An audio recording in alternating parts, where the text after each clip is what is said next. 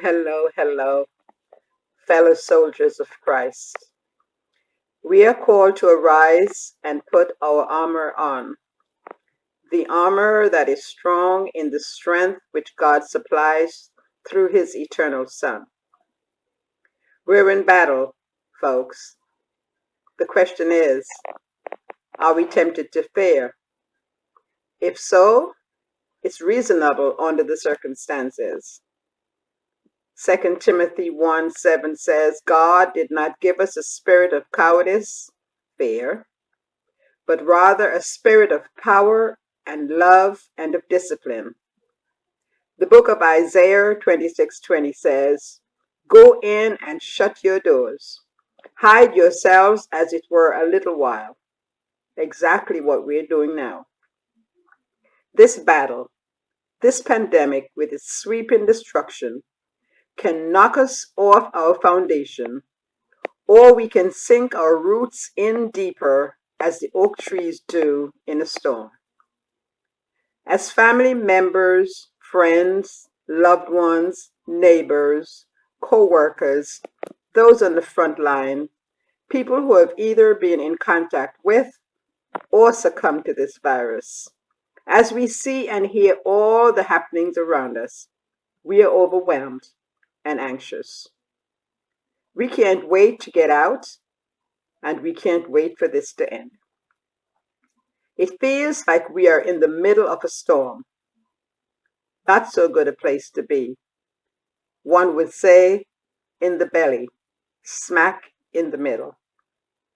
And waiting is one of the most difficult of things we do as Christians.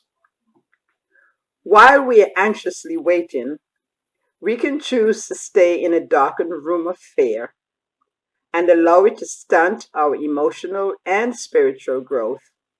Or, as John 15:4-10 says, we can abide in Christ because apart from him, we can do nothing.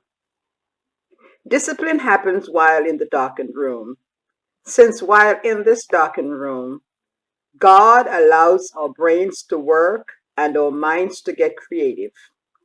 If we believe God is with us arranging our circumstances, if we believe God is purifying our motives, if we believe God is teaching us to rely on him, if we believe God is protecting us from unseen dangers, and that he is preparing us to reach and influence others, then we need to allow God to speak to us.